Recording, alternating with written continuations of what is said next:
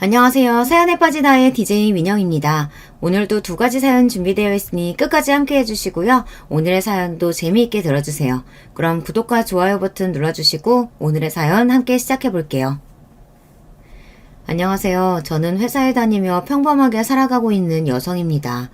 매일 출퇴근하면서 귀에 이어폰을 꽂고 여기 유튜브 영상을 보는 재미에 푹 빠져 있어요. 너무 흥미진진한 다양한 사연들을 듣다 보면 시간 가는 줄 모르게 되는 거예요. 여러분께서는 자극적이고 놀라운 일화를 들으면 어떤 생각이 드시나요? 저는 예전 같으면 설마 이런 일이 진짜 일어날까 의심했었는데 제가 직접 겪고 나니 이제는 충분히 있을 수 있다는 공감이 됩니다. 세상엔 참 별의별 사람들이 다 있더군요. 그래서 저 역시 제가 겪었던 이야기를 들려드릴까 합니다. 감사하게도 저는 부유한 집안에서 태어났습니다. 물론 어디 회사를 소유할 정도로 그런 엄청난 부자는 아니지만 집안 자체가 돈 걱정이 없는 그런 가정에서 막내딸로 태어났어요. 아버지는 금융업에 종사하셨는데 퇴임하시기 전 은행장까지 오른 분이셨죠. 신문에 날만한 정재계 인사분들과 교류하실 만큼 사회적 지위를 쌓은 분이 우리 아버지셨어요.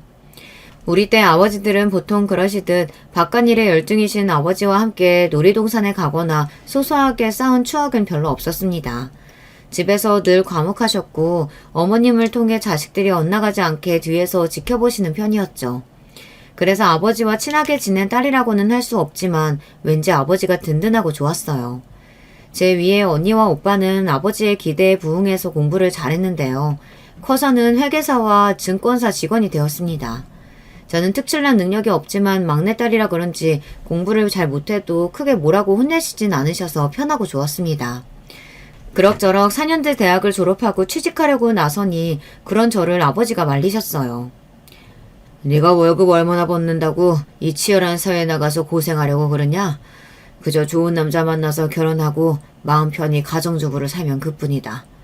엄마가 알려주는 대로 요리 강습이나 배우면서 집에서 있어. 네, 아버지는 참 보수적인 분이셨어요. 아버지 말씀이 처음에는 억울했어요. 하지만 몰래 2억 원의 취업 원서를 내는 족족 떨어지고 나니 저도 취업에 대한 마음을 금세 접고 말았죠. 결국 아버지 말씀대로 반백수로 집에서 지내고 있었습니다. 제 나이 27이 되어서부터는 본격적으로 주변에서 연결해주는 선자리에 나가기 시작했어요.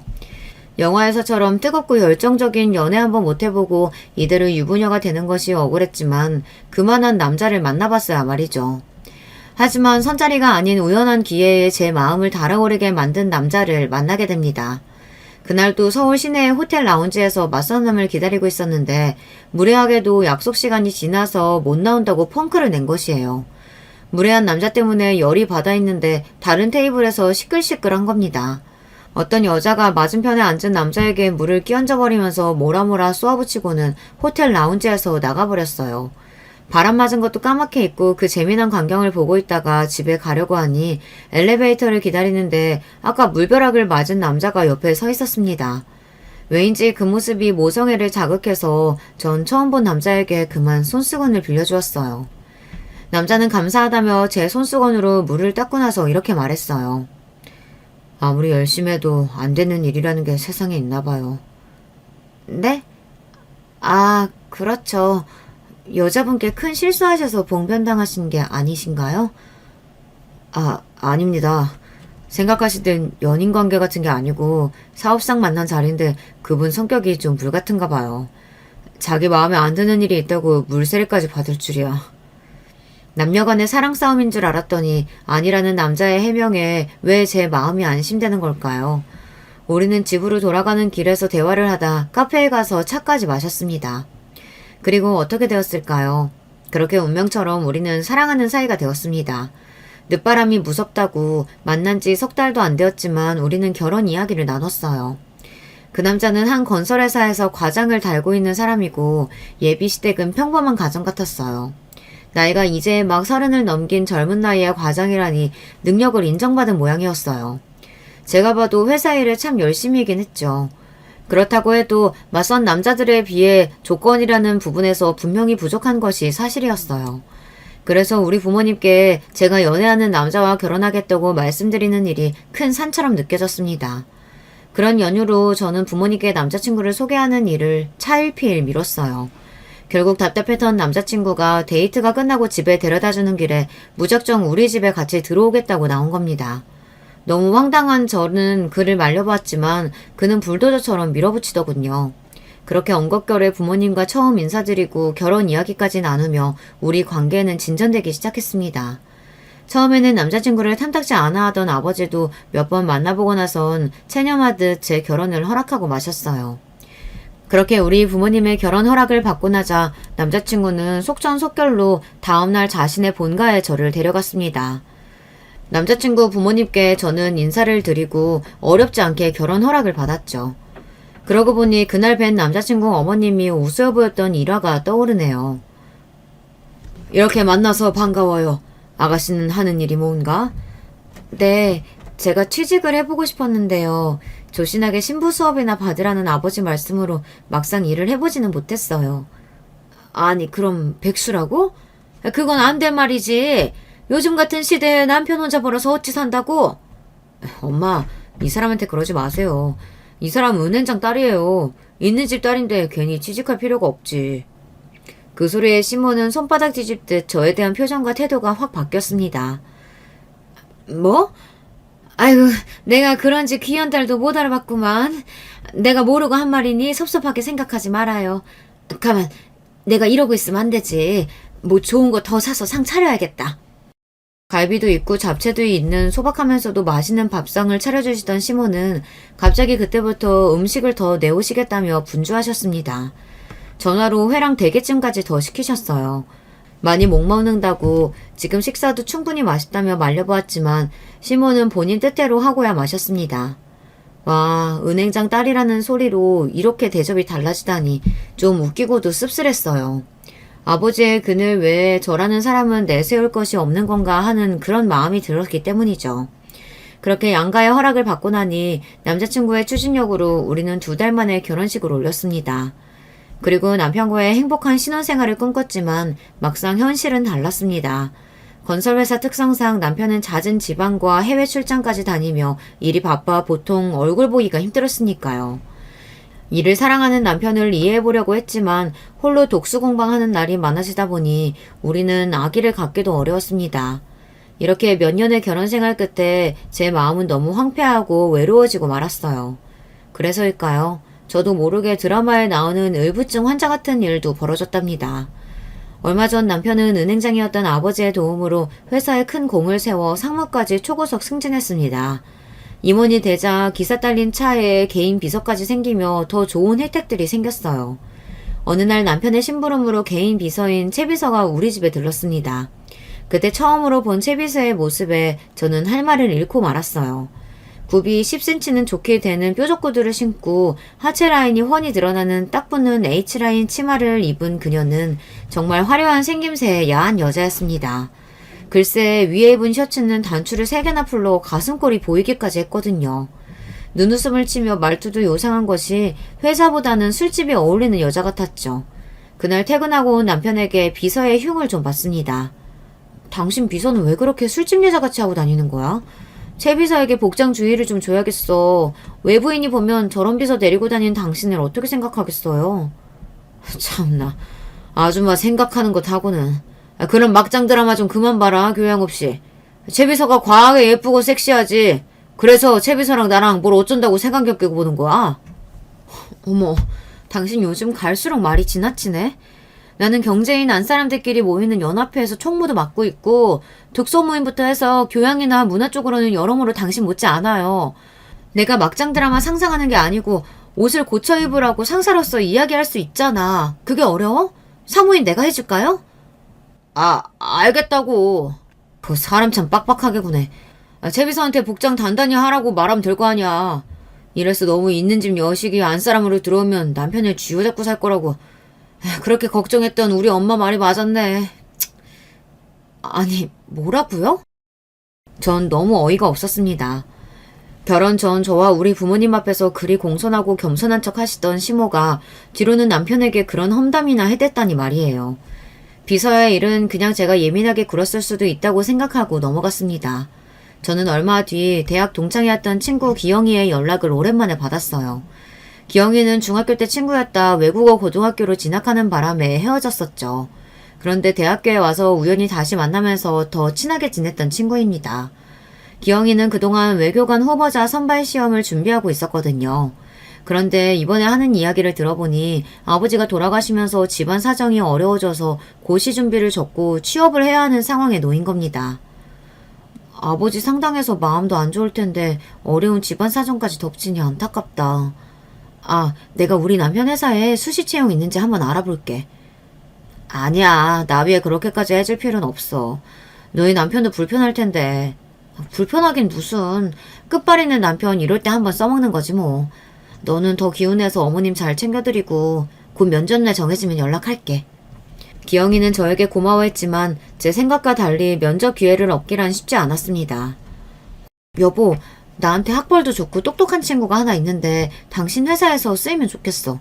낙하산 아니고 수시 채용 면접 기회라도 주면 안 될까? 이름이 뭔데? 강기영. 뭐야, 남자친구였어? 됐어, 당신도 참. 유부녀가 남자 동창 취직 자리를 남편에게 알아봐달라는 게 너무 뻔뻔한 거 아니야? 상무인 내가 우리 회사에서 입지라는 게 있어. 청렴하고 반듯한 내 이미지에 누구 하나 꽂아줬다는 소문이라도 나봐. 그런 청탁은 다시는 나한테 하지 말라고. 남편은 이렇게 제 부탁을 매몰차게 거절했습니다. 나만 믿으라며 기영이에게 설레발 쳤는데 면접이 어렵게 됐다고 말하기 난감했지만 착한 내 친구는 괜찮다며 안 그래도 공채 시험에 도전할 예정이었다고 말했어요. 다행히 몇 달 뒤 기영이는 남편 회사의 인사팀에 합격했다며 기쁜 소식을 전해주었죠. 그렇게 한동안 시간이 지나고 저는 중요한 사람의 부고를 받게 되었습니다. 바로 남편의 상사이자 10여 년 동안 상사직을 맡아온 분의 장례식이었죠.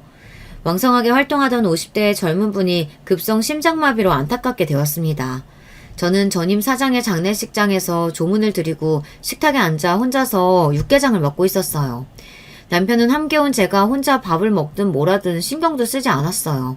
그곳에 온 회사 사람들, 동종업계 기업인들을 맞이하고 인사다니며 바빴기 때문이죠. 그리고 이미 그곳에 와 있던 기영이는 저를 발견하고는 제 테이블에 같이 앉아주었습니다. 그런데 사장님이 왜 갑자기 심장마비? 지병이 있으셨나? 글쎄, 의아함이 남는 죽음이긴 하지. 그런데 말이야, 회사에서 지켜본 네 남편은 생각만큼 좋은 사람이 아니더라. 너도 네 남편 너무 믿지는 마라. 갑자기 심각한 얼굴로 이런 말을 하는 기영이가 이상해 보였지만 대수롭지 않게 넘겼습니다. 그리고 집에 돌아온 남편에게 이런 조언을 해주었어요. 여보, 오늘 사장님 장례식장에서 당신 보기 좀 그렇더라. 그게 또 무슨 말이야? 아니, 제3자의 눈으로 지켜보니 말이야. 자기가 상주도 아니면서 거기서 마치 국회의원이 선거 유세하듯 여기저기 인맥 뻗치느라 분주해 보이더라고. 그 모습이 그리 좋아 보이진 않았어. 당신 바로 위 직속 상사가 하루아침에 죽음이 되었는데 당신은 별로 슬퍼 보이는 모습도 안 보이던데 다른 사람들 눈에는 어떻겠어. 그 쓸데없이 입방아들은. 그리고 당신 같은 주부가 무슨 회사 사정을 안다 그래. 가서 내 보약이나 갖고 와. 제 말에 양심이 찔려서 그랬는지 남편은 헛기침만 해대면서 더 이상의 대화를 피했습니다. 하지만 제 시선은 틀리지 않았음을 알게 되었어요. 장례식이 끝나고부터 남편은 이렇게 말했어요. 이제 나 방해하던 큰 돌도 치웠으니 내 회사 인생은 탄탄대로겠구만. 라며 대놓고 좋아하게 됐습니다. 공석이 된 사장 자리는 남편에게 돌아갈 것이 확정되었거든요. 저야 사장 사모님이 돼서 영광스러운 것이 분명했습니다. 하지만 저렇게 노골적으로 좋아하는 남편의 모습이 왜 이렇게 꼴보기 싫은 걸까요? 남의 죽음이라는 불행을 딛고 올라선 자신의 행운을 좋아하는 것이 인간의 실체일까요? 내가 드디어 이 회사의 왕자에 올랐다. 이날을 위해 얼마나 개같이 고생하면서 달려왔는지. 여보, 이제 한 달 뒤에 취임식하고 정식으로 사장님 된다. 당신은 운 좋은 줄 알아. 사장님 사모 되는 거라고. 네네. 능력 있는 남편님 덕분에 저도 사장 사모님 소리 들으니 아주 영광이네요. 근데 이제 그만 좀 웃으세요. 우리 아빠도 사장님이셨지만 당신만큼은 아니었어. 아빠 말씀이 벼는 익을수록 고개를 숙인다고 높은 자리에 있을수록 더 겸손한 마음을 가져야 한다고 강조하셨다고요. 남편은 제 잔소리가 듣기 싫다는 듯 귀를 파면서 얼굴을 찡그렸습니다. 아참, 취임식이면 나는 뭘 준비해야 하나요? 직원들에게 돌릴 떡이라든가. 들뜬 건 당신이구만. 당신은 취임식에 올 필요 없어. 네? 아니, 왜요? 우리 아빠 사장 취임식 때 엄마는 물론 나랑 오빠까지 다. 글쎄, 사장 취임식이 무슨 결혼식이라도 되는 줄 알아? 왜 드레스 빼입고 당신부터 온 가족이 총출동하는 건데? 내 사장 취임식은 그렇게 어중이 떠중이들 다 오는 그런 행사로 하지 않을 거야. 우리 채비서가 그랬어. 사장 취임식은 격조 있고 품격 있게 회사 요직 핵심 인력과 정재계 인사만 초청해서 아주 프라이빗하고 최고급으로 치를 거라고 말이야. 그렇지만 호사다마라고 했던가요. 남편의 취임식으로 설레하던 와중 갑자기 우리 아버지의 사망 소식을 듣고 말았습니다. 골프 여행차 제주도에 가셨다가 교통사고로 그만. 갑작스러운 보고 소식에 제 친구 기영이는 한달음에 달려왔지만 어찌된 일인지 제 남편은 당최 보이지 않았어요. 당장 장례식을 치러야 할 상주 중 하나인 남편이 없어 급한 마음에 아까부터 장례식 일을 돕고 있던 기영이에게 부탁했습니다. 기영이는 어떻게 남편의 행방을 알았는지 1시간여 만에 남편과 함께 왔습니다.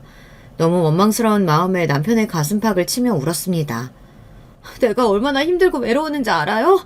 남편이란 사람이 지금까지 어디 있었어?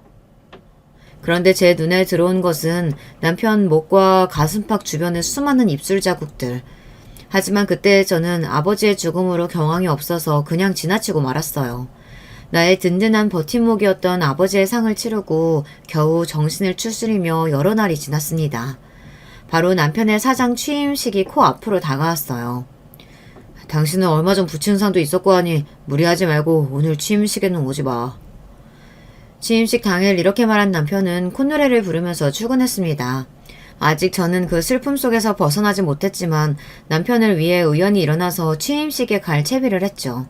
취임식에 도착해 일부를 하는 동안 남편에게 아는 체하지 않고 인파 뒤에서 혼자 남편의 사장 취임을 진심으로 축하하고 있었습니다. 그리고 이부를 시작하기 전 쉬는 시간에 축하 선물을 들고 남편 앞에 나타나서 놀라게 해주고 싶었어요. 사장실에 혼자 있을 것 같아 사장 비서실로 향했습니다. 사장실에 가기 위해 사장 비서실을 통해서 들어가야만 했거든요. 아버지 유품이니 골동품. 늘 남편이 탐내던 건데 받고 얼마나 좋아할까? 회사에서는 들을 수 없는, 아니 들려서는 안 되는 그런 소리였습니다. 저도 모르게 도둑고양이처럼 사장실 문틈으로 몰래 그 안을 지켜보게 되었습니다. 그리고 보여지는 광경에 분노를 억누를 수 없었죠. 남편은 자기 비서와 사장실에서 서로 입을 맞추고 있는 게 아닙니까? 그동안 남편과 비서가 이런 관계였다니 너무 뼈나면서 어이없는 행태라서 실수가 나올 것 같았어요. 남편이 출장 다니면서 비서와 놀아났던 이야기, 또 따로 미월 여행까지 했던 이야기들이 흘러나왔습니다. 일도 하고 재미도 보고 아주 꽉 먹고 알 먹고 둘이 신나게 놀아났겠죠. 자, 이제부터 취임식 이브는 더욱 흥미진진하게 꾸밀 예정이에요. 제가 오늘 오신 손님들을 모두 남자분들로 초대한 이유가 다 여기에 있어요. 다들 양복 입고 점잠 빼고 있지만 이렇게 흥이 오를 때면 젊고 예쁜 여자들 찾는 게 사내들이죠. 그래서 쓸데없는 사람들은 1부 끝나고 죄다 보내고 다른 은밀한 곳에 힘 있는 손님들만 모셔서 특별하게 놀 거예요. 이제 곧 그 손님들 모실 예쁜 아가씨들 올 시간이네요. 이런 일은 비서인 저에게 맡기시고 사장님은 어떻게 하면 회사가 더 커질 수 있을지 그런 중요한 이야기 손님들하고 나누고 계세요. 역시 미모만 출중한 게 아니야. 이 똑똑한 머리 어쩔 거야. 그렇지. 사내놈들이 원하는 건 다 한 가지지. 재미없는 취임식을 예상하고 왔을 텐데 2부 행사 보면 다들 좋아 죽을걸? 그럼 내가 그 자리에 쓱 우리 회사 수주건이랑 건축허가 청탁하면 더 잘 먹혀들겠지? 은행장 딸인 아내는 고리타보는 말만 늘어나서 진절머리가 다 났어. 나에게 걸맞는 여자는 채비서뿐이야. 아유, 이쁘고 깜찍한 곳을 어쩌면 좋지. 가만, 2부 행사까지 시간 좀 남지? 그러면 그 시간 동안 우리... 남편은 커다란 사장 소파에 채비서를 넘어뜨리고 그 위로 포겠습니다. 저는 더 이상의 광경을 지켜볼 엄두가 나지 않았습니다. 그렇지만 그렇다고 저 두 년놈들을 가만둘 생각은 추워도 없었어요. 그 둘이 포개져 있는 모습을 몰래 핸드폰으로 사진 찍었습니다. 그때였어요. 찰칵하는 카메라 소리가 났지 뭐예요. 미처 핸드폰 카메라 소리를 예상하지 못한 저는 너무 놀라서 어쩔 줄을 몰랐습니다. 이윽고 사장실 문을 벌컥 연 남편과 저는 딱 마주치고 말았어요. 뭐야? 당신이 왜 여기? 지금 우리 다 본 거야? 그래. 너희들이 뭐하고 있는지 다 내 눈으로 지켜봤다. 하도 기가 막힌 장면이길래 사진까지 찍어놨지. 참, 그러게 오지 않아도 된다고 그렇게 이야기했는데 취임식에는 못하러 와서. 지금 그게 무슨 소리야? 당장 무릎 꿇고 내 앞에서 사과부터 해야 하는 거 아니야? 그러게요. 사모님은 초대받지도 않은 취임식에 괜히 오셔서 이런 걸 직접 보고 그래요. 미안하게. 당신 남편이 내 남자가 된 건 이미 한참도 더 된 일이야. 괜히 본처 행사하려고 들지 말라고. 늘 생글생글 웃어가면서 친절하게 대하던 채 비서는 내 앞에서 아주 표독스러운 불륜녀로 돌변하고 말았습니다. 채 비서 말이 맞아. 당신이 본 그대로지. 우리 서로 사랑하는 사이니까 들통난 마당에 우리 관계 숨길 생각은 없어. 미안하지만 당신 남편이 이제 사장도 됐고 당신이나 당신 아버지 눈치 볼 필요 없으니까 당신이 이렇게 알게 됐으니 오히려 잘 됐다. 내가 이렇고 저렇고 설명할 필요도 없겠네. 이제는 너같이 늙은 곰탱이는 필요 없으니까 이혼해. 남편의 불륜 광경을 목격하는 것만으로도 기야말 노릇인데 뻔뻔하게 굴며 제게 이혼을 종용하는 남편은 상상할 수도 없는 일이었습니다.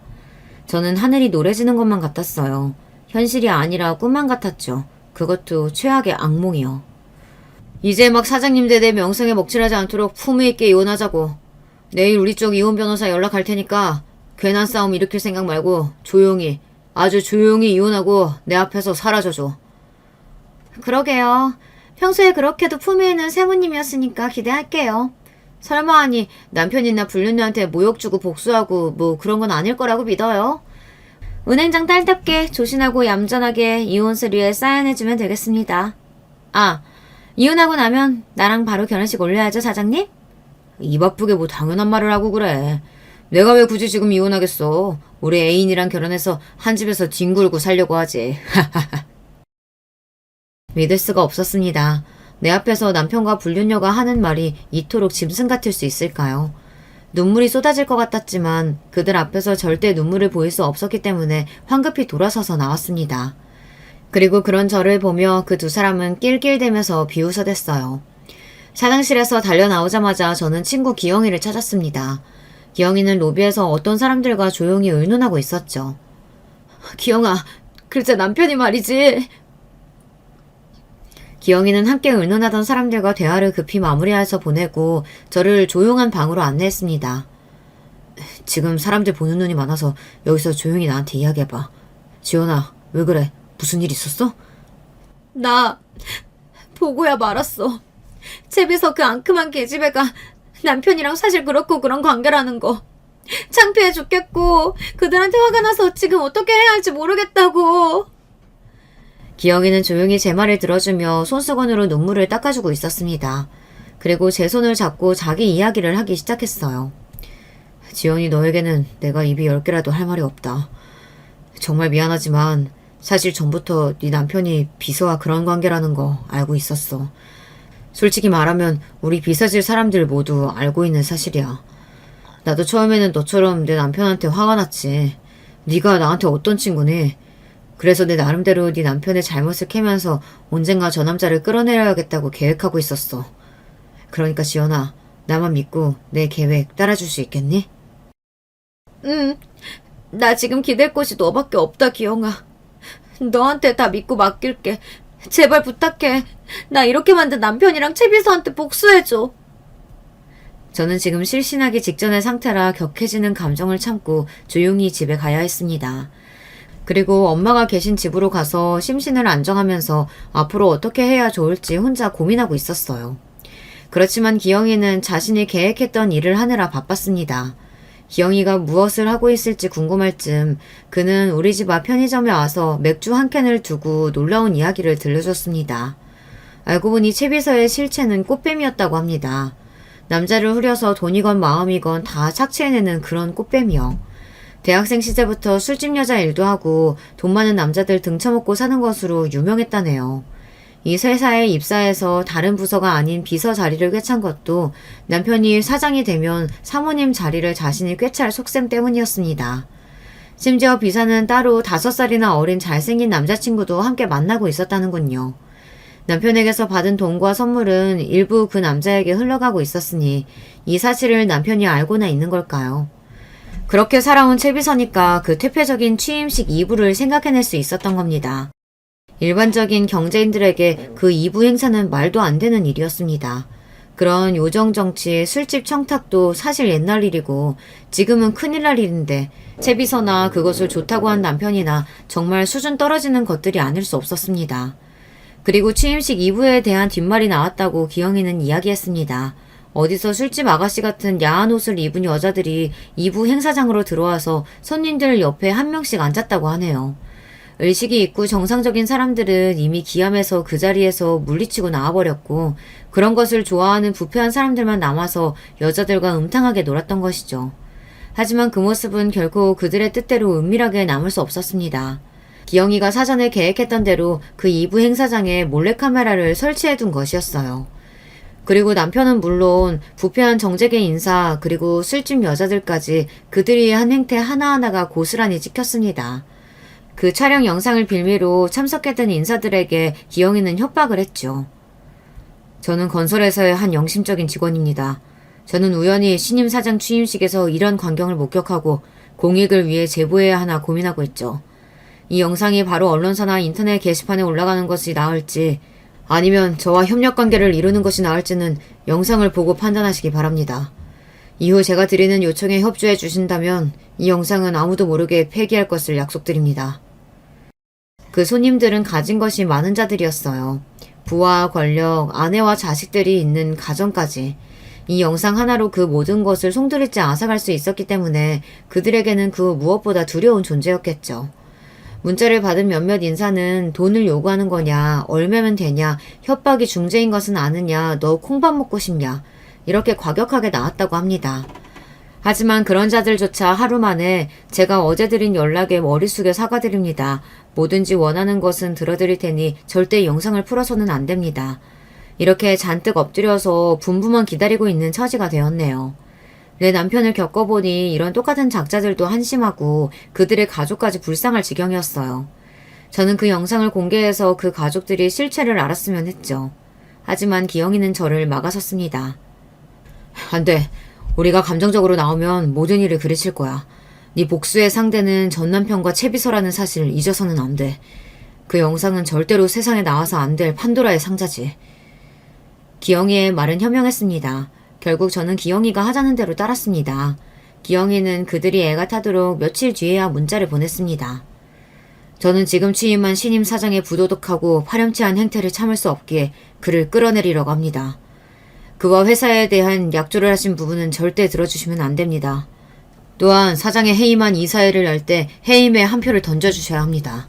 그리고 사장이 저질러온 횡령과 직원들에 대한 갑질 정황에 대해 정재계에 퍼뜨려서 아주 이 업계에서 매장될 수 있도록 협조해 주십시오. 전 돈이나 여타 다른 것은 필요 없습니다. 오로지 건설회사 사장 자리에서 지금 한 사장을 끌어내리는 것뿐이죠. 사람이란 참 웃깁니다. 아니 권력을 가진 자들이라 더욱 그런 걸까요? 처음에는 자기들에게서 돈이든 뭐든 뜯어갈 줄 알았던 협박범이 원하는 것은 오로지 남편의 파멸이라고 하니 그들은 손을 들어 환영했습니다. 그리고 그들 모두 하나같이 굳게 기영이에게 협조를 약속했어요. 지연아, 하나 남은 계획이 있어. 이건 너의 도움이 필요한 일이야. 뭔지 말해봐. 네 말이라면 뭐든지 다 들어줄 수 있어. 너희 아버지께서 예전에 남편 위해서 회사에 큰 자금 대출을 승인해준 적 있잖아. 이번에는 반대로 그 은행장들에게 긴급 자금 회수라는 회사에 압력을 가하는 거야. 아, 그러니까 우리 아빠 힘으로 그 자리까지 올라간 인간을 이번엔 반대로 끌어내리자는 거네? 정말 좋은 생각이다. 그 은행장들은 우리 아버지와 긴밀한 관계셨고 저를 어릴 때부터 봐오셨던 삼촌 같은 분들이셨어요. 그래서 저는 어렵지 않게 그분들을 찾아뵐 수 있었습니다. 지연아, 아버지 갑자기 그렇게 되시고 엄마랑 잘 지내고 있는 거니? 그래, 나를 찾아온 이유가 뭐니? 뭐 부탁할 게 있다고? 저는 솔직하게 겪어온 상황을 모두 말씀드리고 남편에게 복수할 수 있도록 도와주십사 말씀드렸어요. 그리고 삼촌은 그 남편의 천인공노할 악행을 들으시고는 크게 진노하셨습니다. 우리 형님이 부탁하셔서 그 건설에서 도움 준 건데 그 은공도 모르고? 걱정 마라. 우리 은행은 물론이고 그때 대출 승인해준 은행장 모두에게 내 연락 돌리마.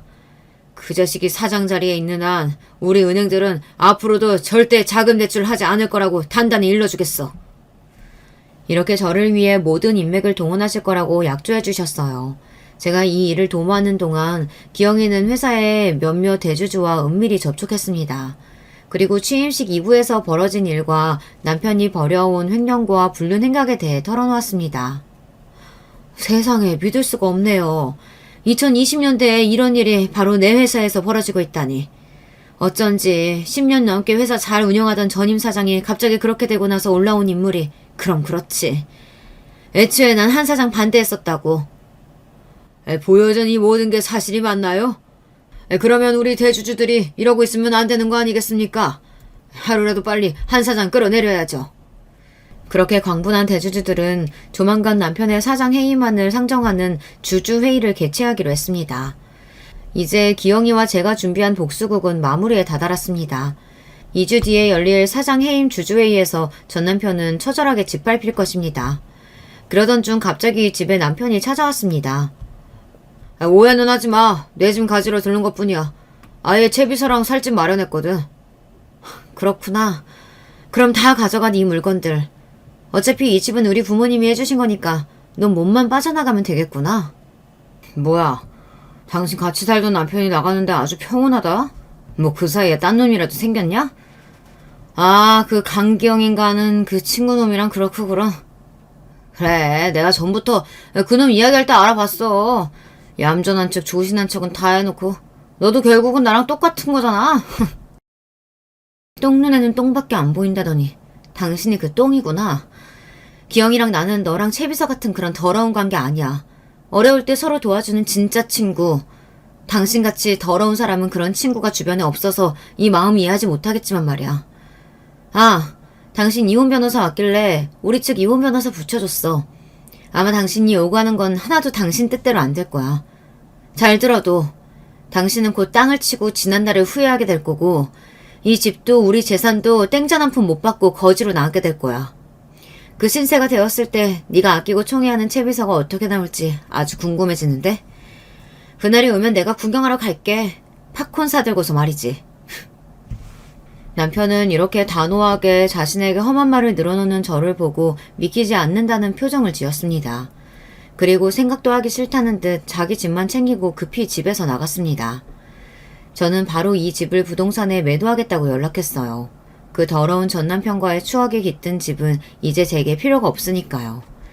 남편에게 배신당한 뒤로 저는 저 자신을 돌아봤습니다. 좋은 집딸로 운 좋게 태어나서 잘 먹고 잘 살고 결혼한 뒤에도 경제적 궁핍 없이 남편 뒷바라지만 하면서 지내온 세월이 무상하더군요. 남편에게 제 모든 것을 올인했던 만큼 그에게 버림받고 나니 저는 스스로 일어설 수 없을 만큼 무력했습니다. 그리고 깨닫게 되었어요. 내가 내 인생을 스스로 노력해서 성취한 것이 하나도 없구나. 이제는 집안의 요구대로 남편의 성공에 나를 맞추지 말고 내 자신을 위해서 홀로 서기를 해보기로 결심했습니다. 남편과 살고 있던 집을 팔고 나서 엄마가 계신 본가로 들어가지 않았습니다. 대신 저렴한 원룸을 하나 얻어 간소하게 살림을 꾸리고 살았죠. 이혼한 네가 어디 조그만 원룸에 산다고? 언제부터 그런 데 살아봤다고 그러는 거야. 청승 떨지 말고 집으로 들어와.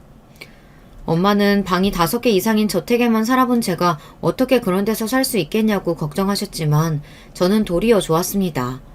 앞으로 제가 살 집은 크건 작건 간에 오롯이 제가 벌어서 마련하는 곳으로 하고 싶었으니까요. 그리고 기영이는 저의 홀로서기를 크게 응원해 주었어요. 난 진작에 널 알아봤어. 중학교 시절 다른 친구들은 네가 있는 집 딸내미라 세상물정 모른다고 했지만 넌 그때부터 강단 있고 친구도 도와줄 줄 아는 멋진 친구였거든. 지금이라도 너의 진정한 독립 축하하고 응원해. 저는 천군만마를 얻은 듯 자신감이 생겼어요. 그리고 경력 하나 얻지만 제가 할 수 있는 일을 찾아 배우고 취직을 준비하고 있었습니다.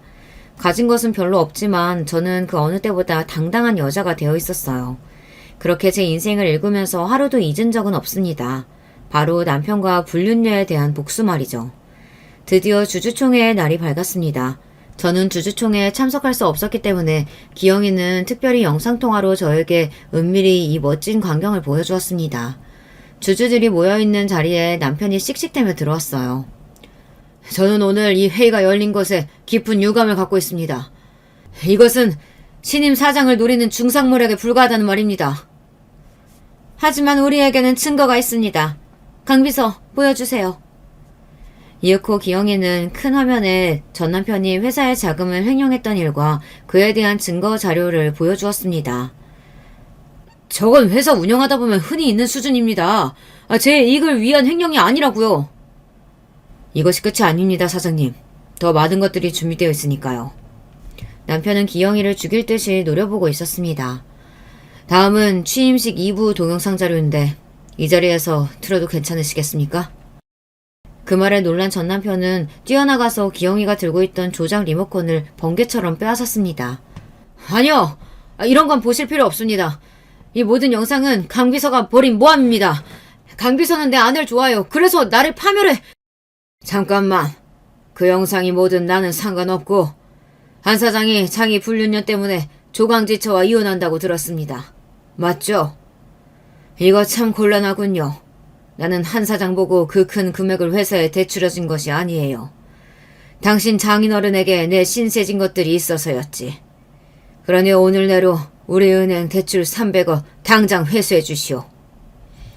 그리고 다른 은행장들도 들불처럼 여기에 거들었습니다. 아니, 이렇게 우리 회사에 대출해준 은행장들이 하나같이 회수하려 들면 우리 회사 부도나는 거 아닙니까? 그럼 큰일이죠. 은행장님, 저 한 사장만 끌어내리면 긴급 회수는 없던 일로 해주실 수 있겠습니까? 물론입니다. 그리만 해주신다면 지금 이자는 잘 갖고 있는 회사니 당장 내일 회수하라고는 못하겠지요. 그럼 다행 아닙니까? 저 한 사장만 해임하면 우리 회사는 살아날 수 있어요. 더 이상 볼 필요도 없었습니다. 주주들은 100% 찬성으로 한 사장 해임안을 통과시켰고 이제 전 남편은 사장 자리에서 불명예스럽게 내려오게 되었으니 말입니다. 이럴 수는 없어. 내 청춘을 모두 바친 회사야. 이렇게 물러날 수 없다고. 모든 주주와 은행장들이 떠난 텅 빈 회의실에 남편은 홀로 남아있었어요. 기영이는 조용히 남편에게 가서 저와 하고 있던 영상통화를 보여주었습니다. 전 남편, 내가 팝콘 사들고 가지는 못해서 영상통화로 처음부터 끝까지 다 지켜봤어. 어때? 내 말에 틀림이 있었어? 이 사악한 여자, 네가 나를 이렇게 망쳐놓고 너는 무사할 줄 알아? 강비서 너는 잘 될 것 같냐고? 나도 내 사람들이 있고 회사에 힘이 있어. 이대로 물러설 줄 알아? 남편은 한 마리 야수처럼 분노에 휩싸여서 나와 기영이에게 막말을 퍼붓던 중이었어요. 갑자기 회의실로 최비서가 들어왔습니다. 그 말이 사실이에요? 사장님 해임됐다는 게 이게 말이 되냐고요? 모두 사실이고 앞으로 한 사장님은 사장은커녕 이쪽 업계 어디에서도 불러주는 곳이 없을 거야. 업계 전체에 아주 악질의 저질로 소문이 나버렸거든. 뭐라고? 나 이딴 남자한테 죄다 투자하고 있었던 거야? 어이가 없네. 아우 짜증나. 최비서, 너는 나 버리지 않을 거지? 우리는 진짜로 사랑하는... 사랑? 지랄하고 있네. 사장 자리에서 떨어지고 이제 어디 취직도 못한다면서. 그럼 무능한 논팽이한테 내가 왜 붙어있니? 역시 이제야 최비서, 아니 최명이 네 본색을 드러내는구나. 아니, 내 본명을 어떻게 알고... 그래도 내 친구의 전 남편이고 한 달 정도 사장으로 살았던 사람이니 제가 알아낸 사실 하나 알려드리죠. 최비서, 아니 최명희 씨는요, 나이도 경력도 속인 가짜입니다. 27살이 아니라 34살이고 대학 다닐 때부터 룸사롱에서 술 따르던 여자예요. 돈 많은 아저씨들 물어서 용돈 받아먹고 살던 애가 회사에 처음 취직한 것도 다 그 돈 많은 오빠 덕분이지 아마? 누구 돈 많고 멍청한 남자 하나 꼬셔서 팔자 고치려고 회사 들어왔겠죠. 이런 재수가 없으려니까 이딴 회사 그만두면 그만이지. 한 사장 당신도 나한테 이제 연락하지 마. 구질구질하니까. 어디 해외여행이나 나가야겠다. 스트레스 받아서 피부 다 상하겠네. 그리고 최비서 혼자 호련히 떠나는 것이 아니겠습니까? 남편은 머리를 쥐어뜯으며 소리를 질러댔어요. 이 현실을 믿을 수 없어 몸부림을 쳐대고 있었습니다. 기영아, 그만 됐어. 이제 영상통화 끊자. 그런 전 남편의 모습을 끝으로 다시는 전 남편을 보지 않았습니다. 이후에 어느 날인가 저에게 전화도 걸었던 그이지만 저는 한 번도 전 남편의 전화를 받지 않았습니다. 목소리를 들어봐야 뭐가 좋을까요? 저에게 원망을 퍼붓고 욕하는 것을 듣기 싫었고 자신의 잘못을 뉘우치고 후회한다 해도 저는 그에게 요만큼의 여지를 줄 생각도 없으니까요. 어느 날인가 시모가 연락해서 저에게 자기 아들의 인생을 파탄냈다며 저에게 온갖 욕과 저주를 퍼부었죠. 네가 내 아들 사장 자리에서 끌어낸 장본인이라던데 그게 진짜냐? 그러고는 못 산다. 내가 부적 써서 너에게 저주 퍼부을 거야. 내 아들 신세 망친 네 앞길도 절대 순탄치 않을 거라고. 잘난 아들 하나 보고 사시는 평범한 어머니이니 제가 얼마나 미워 보이실까요? 전 남편의 불륜과 저에게 했던 잘못은 그저 시모에게는 티끌과 같겠죠. 그래서 이러쿵저러쿵 설명도 드리지 않고 조용히 말씀을 듣다가 통화를 마쳤습니다. 이렇게 전 남편과의 파란만장했던 결혼은 끝을 맺고 말았습니다. 한때 누구나 부러워할 결혼도 하고 회사의 사장 자리에까지 올랐지만 한순간에 나락으로 떨어진 불쌍한 한 남자에 대한 이야기이기도 하죠. 그렇지만 그런 인간과 살아온 세월을 어떻게 보상받아야 할지 모르겠어요. 지금도 자다가 벌떡벌떡 깹니다. 제 청춘이 너무 아깝고 억울해서요. 그렇지만 이혼녀 딱지 붙이고 청승맞게 살고 있진 않았습니다. 그렇게 기구한 저에게 얼마 전 축하받을 만한 일이 생겼거든요. 제가 가고 싶은 회사에 취직하게 된 거예요. 경력도 없지, 나이도 많지, 신입으로 지원하는 저를 두고 면접관님들은 이상한 눈초리를 보냈어요. 그리고 저는 솔직히 밝혔습니다. 못된 남자에게 꼬여서 취직도 못해보고 결혼한 뒤 허송세월을 보낸 그 이야기를요. 처음 면접관님들은 제가 솔직하게 사적인 이야기를 하니 놀라셨던 것 같아요. 그래서 면접 마치고 나오며 여기도 떨어졌구나 싶었지만 그래도 속은 시원했습니다. 그런데 의외로 저에게 함께 일해보자고 손을 내밀어준 것이에요. 이 기쁜 소식을 우리 부모님 그리고 친구 기영이에게 전해주었습니다. 소식을 전한 다음날 저녁 기영이는 꽃 한 다발을 들고 제가 사는 원룸 앞에 찾아왔어요. 그리고 축하 저녁을 사주겠다며 저를 파스타 식당으로 데려갔죠. 내가 아직 능력이 부족해서 고급 레스토랑은 못 가고 대신 파스타 집에 왔어. 우리 고급진 지원이 입에 맞을지 모르겠네. 야, 장난치니? 나 요즘 맨날 혼자 밥 해먹고 반찬 없을 땐 김에 밥 싸먹는단 말이야. 이 파스타 얼마만이냐? 너무 맛있겠다. 너의 첫 취직 진심으로 축하한다. 그리고 나도 축하해줘. 회사에서 비서실장으로 승진했거든. 오, 정말이야?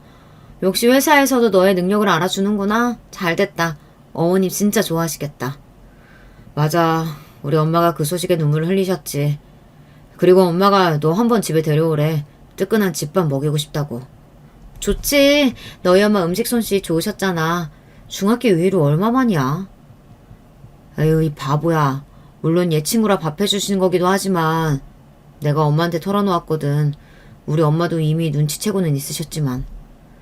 저는 기영이의 말이 무슨 말인지 영문을 몰라 했습니다. 그리고 기영이는 저에게 첫 고백을 했습니다. 나 너 좋아한다고. 아니 옛날부터 너를 좋아했단 말이야.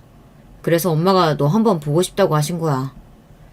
제가 눈치가 없었던 걸까요? 하지만 기영이는 저와 만나는 동안 조금 더 추근되는 남자가 아니었단 말이에요. 우리는 손 한 번 잡아본 적 없는 그냥 친구였는데 게다가 저의 더러운 이혼 과정을 지켜본 사람이 나에게 고백을 해주다니 믿을 수가 없었습니다. 그 뒤로는 파스타가 입으로 들어가는지 코로 들어가는지 기억도 나지 않고 가게를 나오자마자 서둘러 집에 왔어요. 가슴이 너무 쿵딱거려서 뭘 할 수가 있어야 말이죠. 집에 돌아온 뒤 기영이는 저에게 문자를 보냈어요. 지연아, 아까 너무 놀랐지? 너에게 부담 준 것 같아서 미안해. 하지만 난 오랫동안 숨겨온 진심이니까 언젠가는 네가 받아줄 거라고 믿는다. 그 뒤로 가끔 기영이와 연락하며 고백은 없었던 듯 친구처럼 대하고는 있지만 제 마음은 넘실대는 파도처럼 일렁였어요. 저도 아직 제 마음을 잘 모르겠어요. 그리고 전 이혼녀잖아요. 결혼도 안 한 기영이에게 언감생심 그건 못할 짓이니까요. 그렇지만 늘 제 곁을 든든하게 지켜주고 전 남편의 복수를 도와준 기영이는 이제 제 삶에 없어서는 안 될 존재가 되었죠. 그저 친구처럼 평생을 갈 줄만 알았을 뿐 그래서 제 마음은 아직 갈팡질팡입니다. 사실 제가 여기에 사연을 보내게 된 것도 바로 이 고민 때문이에요. 주변 사람들과는 나누기 어려운 그런 민감한 일이니까요. 제가 기영이와 연인으로 만나는 것이 괜찮을지, 혹여 결혼까지 가도 너무 뻔뻔한 일은 아닐지 생각을 나눠주세요. 이혼녀와 미혼남의 결혼이라니 이렇게 욕을 하셔도 전 어쩔 수 없고요. 여러분들의 남겨주신 댓글을 찾아보고 제 마음을 잘 정해보고 싶습니다. 그럼 저는 여기서 인사를 드려도 될까요? 늘 건강하고 행복하세요, 구독자님들. 안녕하세요. 저는 얼마 전 인천으로 이사를 해서 새로운 일상을 기대하고 있는 여성인데요. 이사를 해서 그런가 제 지난 날들을 문득 돌아보게 되었어요. 후회하면서 살지 않는 것은 불가능하다고 하지만 아무리 생각해도 지나간 날들 속의 선택이 후회되어서 가끔씩 허탈해지네요. 제가 어느새 팬이 되어서 애청하고 있는 채널에 제가 겪은 일을 보내면서 제 안의 허탈함, 후회도 날려버리고자 하는 소망이 있네요. 어디 가서 제 이야기를 자세히 떠들어본 적은 없어요. 너무 창피하고 부끄러워서 그랬죠. 저는 나이 30이 되던 해 일기예보에도 없었던 비가 갑작스레 내렸던 초여름의 어느 날에 결혼식을 올렸었답니다. 지금 생각해보면 그렇게 운이 따라주지 못했던 날씨마저 미래를 예견해주는 장치였나 싶네요. 남편하고는 3년여를 사귀었어요. 정말로 3년 기간을 꽉 채워서 연애한 건 아니었고요. 남편이 지방으로 근무지를 1년 옮겼던 적이 있었기 때문에 이 1년은 장거리 연애하는 사이였죠. 뿐만 아니라 제가 반년간 일본에 가서 일을 하기도 했었네요. 그래서 사실상 마음만 먹으면 언제든 얼굴을 볼 수 있을 정도로 가까운 연애는 1년 반 정도를 했다고 봐야 하는 것 같아요. 제가 이 이야기를 왜 드리는가 하면요. 우리나라는 아직 동거의 보수적인 사회잖아요. 그럼에도 젊은 사람들 중에서는 결혼 전에 동거를 해봐야 상대의 진면목을 알 수 있다. 이렇게 생각하는 경우가 많다는 거죠. 이게 왜 그렇겠나요? 같이 살아봐야 데이트만 해댔던 연애에서는 몰랐던 진짜 백이 상대의 모습을 안다는 거예요. 심지어 저는 남편하고 장거리 연애를 했던 기간이 꽤 되었기에 상대를 잘 몰랐어요. 바보같이. 오히려 다른 측면에서 생각을 했죠. 멀리 떨어져서도 이렇게 서로에 대한 애정이 식지 않고 만나면 싸우지도 않고 교제를 잘 하는데 결혼해서는 얼마나 더 잘 지낼까? 아무래도 오빠하고 나는 천생연분인 것 같아. 그렇지 않고서야 이렇게 평온한 사이를 벌써 3년 가까이 유지하는 게 말이 돼? 와, 신기하다. 나도 맨날 그런 생각하고 있었는데 우린 어쩜 이렇게 서로 싸울 일도 없이 잘 맞을 수가 있지? 우리 그냥 더 시간 끌지 말고 결혼할까? 남편이 장난스럽게 꺼냈던 결혼이라는 말, 그게 시작이었어요. 그걸 기점으로 저희는 결혼을 준비하기 시작했었죠. 그러나 연애하고 결혼은 천지 차이, 그야말로 하늘과 땅 차이였어요. 저는 결혼을 하고 나서야 어째서 결혼은 미친 짓이다라는 말이 오죽하면 있는지 알게 되었습니다. 당시에는 솔직히 자존심 때문이라도 결혼을 후회하지 않으려고, 제가 한 선택에 불만을 갖지 않으려고 꾸역꾸역 좋은 쪽으로 어떻게든 생각을 했었는데요. 그런 억지 노력도 한두 번이지 매번 사람을 돌아버리게 만드는 남편 때문에 도저히 계속 그럴 수가 없었어요. 결혼 전에는 싸울 일도 없었던 남편하고 제가 갑자기 치고받고 싸우기라도 했냐고요? 차라리 그런 거라면 나았을 것 같아요. 치사하게 남편이 먹을 것 가지고 쪼잔하게 굴면서 사람을 서럽게 만든 게 문제였기 때문이죠. 여성이라면 누구나 생리를 겪으니까 생리통에 공감하시는 분들 많으실 거예요. 제가 간혹 컨디션에 따라서 이 생리통이 엄청 심해지는 사람이었는데요. 밥도 안 넘어가고 빈속에 계속 헛구역질을 하는 수준이었어요. 생판 남이라도 얼굴이 창백하게 질려서 그렇게 아파하고 있으면 신경 쓰이지 않나요? 그게 보통 아니에요? 그런데 남편은 너무 특이한 사람이었습니다. 나 집에 온 것도 모르고 이불 속에서 끙끙 앓고 있네. 당신 또 생리통인지 뭔지 그거야? 일하고 돌아와서 피곤해 죽겠는데 마누라가 죽상하고 있으니까 전혀 힘이 안 난다. 저녁밥도 안 해놓고. 그럼 난 뭘 먹으라는 건지. 여보, 왔어? 하도 아파서 앓느라 들어오는 소리도 안 들렸네. 냉장고에 감자 조림하고 김치 볶아놓은 거 하고 이것저것 있으니까 알아서 꺼내다가 차려 먹어. 밥솥에 밥 있어. 밥도 차갑고 반찬도 차가운 거네? 전자레인지에 데워 먹기 싫은데. 갓 지은 밥으로 먹고 싶은데. 나 뚝배기에서 팔팔 끓는 찌개 먹고 싶은데. 아니면 따끈한 계란찜 같은 거 먹고 싶은데. 자꾸 그러고 싶다고 말만 하지 말고 여보가 직접 그렇게 해먹어. 난 하루 종일 물만 간신히 삼켰어. 힘도 하나 없는 사람한테 그런 거 말해봤자 소용없어. 그리고 여보만 이래? 나도 낮에 컴퓨터로 작업했고 아파서 밀린 게 있어서 이따 새벽에 잠 못 자고 계속 일해야 돼. 생리통 그거 너무 걸리적거리네. 당신 그거 생리 빨리 하고 빨리 끊으면 안 돼? 다른 여자들은 그런 거 가지고 별로 고생 안 하는 것 같은데 당신은 자꾸 유별나게 엄살도 심하고 하여간 별로인 것 같아. 저는 제가 잘못 들었나 싶었어요. 생리를 어디 제가 하고 싶어서 하나요? 인체의 신비인 것이고 자연의 섭리니까 하는 것이죠. 그런데 남편이 그런 식으로 말을 하니까 너무 무식해 보였고 한마디로 좀 깬다 싶었어요. 저런 남자일 줄 몰랐어요. 가뜩이나 아파서 예민한데 남편까지 그러니까 너무 서운했죠. 그래도 바깥에서 일하고 온 사람 최대한 배려해주고자 해서 별말은 더 안 얹었어요. 남편도 회사에서 이런저런 일이 많았기 때문에 예민하게 군 걸 거라고 생각했죠. 그런데 아니었어요. 저에게 그런 식으로 모난 말을 던졌던 이유, 자기가 먹고 싶은 저녁밥을 못 먹어서 그랬던 거예요. 얼마 후에 시어머니께 이런 소리를 들었죠. 얘, 너 저녁밥도 안 차린다면서? 우리 아들이 하루 종일 밖에서 돈 버느라 오만 개고생 다 하고 집에 딱 돌아왔는데 빈밥상으로 맞아주다니. 너도 참 너다. 너도 정말 대단하다. 오빠가 그렇게 말씀을 드리던가요? 그거 참 이상하네요. 어머님께 그런 거 전해드릴 시간에 반찬 한 가지라도 만드는 법 배워서 본인이 요리를 하면 될 것을 제가 해줄 때까지 기다리는 거 너무 수동적인 것 같아요. 어머님, 원래 어머님의 아들은 옛날부터 이랬나요? 뭐가 어쩌고 저째? 얘가 이혼 가정에서 난 애라 그런가 말을 할 때 막 하는 경향이 있네? 외동처럼 자라서 그런가 이기적인 면도 있는 것 같고. 제 친정 부모님께서 저 어렸을 때 이혼을 하시긴 했죠. 저희 오빠는 아빠하고 저는 엄마하고 이렇게 각각 떨어져 사느라 제가 외동처럼 자란 것도 맞고요. 그런데 어머님의 아들은 이혼 가정 자식도 아니고 위로 누나만 2명이라 외동으로 자란 것도 아닌데 왜 저보다 잘하지 못해서 혼자 밥도 못 차려 먹나요? 참 희한하네요. 그러자 시어머니께서 한참 언성을 높이시며 잔소리를 쏟아내시더라고요.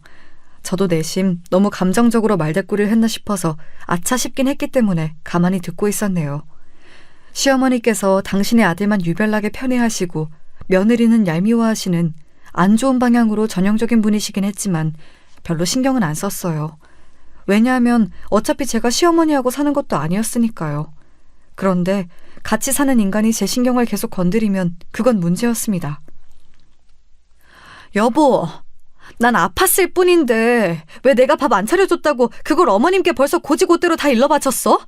어떻게 그럴 수가 있어? 이렇게 쪼잔한 사람이었어? 우리 엄마가 순간 욱해서 그러신 걸 거야. 그러니까 네가 못 들은 척 그냥 넘겨주면 좋겠어. 근데 나보고 쪼잔하다니? 사람이 먹고 사는 것보다 더 중요한 게 어디 있다고.